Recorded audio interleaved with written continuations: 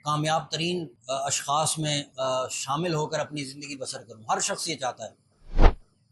लेकिन आप देखें कि ऐसे में ये सीधी राह जो है वो किसे हिदायत नसीब होती है, कैसे वो इंसान चलता है। सही गोल सेट करना, सही गोल क्या है आपकी लाइफ का। कुरान आप देखें, अल्लाह मेहरबान ने सूरत तकवीर में फरमाया है कि फ़ाइना तज़हबून, 26 नंबर आयत है जी सूरत तकवीर की। फरमाया, ए लोगो तुम किधर चले जा रहे हो, किस तरफ जा रहे हो, कौन सी अपनी डायरेक्शन सेट करके जा रहे हो। इन हुआ इल्ला ज़िक्रुल लिल आलमीन। फरमाया ये कुरान करीम जो है ये तो तमाम जहानों के लिए नसीहत है। अगर तुमने रोशनी, तुमने कोई रोड मैप चेक करना है कि मैंने किस तरफ जाना है, कोई डायरेक्शन देखनी है, तो आओ कुरान पढ़ो, तुम्हें अपनी लाइफ की सही डायरेक्शन नसीब हो जाएगी। तो आगे अल्लाह रब्बुल इज़्ज़त ने फरमाया, लिमन शाह, अगर कोई चाहता है, मिनकुम यस्तकीम, कोई सीधा रास्ता चलना चाहता है, कोई अपनी डायरेक्शन सेट करना चाहता है, कोई अपनी लाइफ का मेन गोल अचीव करना चाहता है, तो फरमाया लिमन शाह मिनकुम यस्तकीम, यही कुरान सीधा रास्ता है, इसकी रोशनी में चलना शुरू कर दे,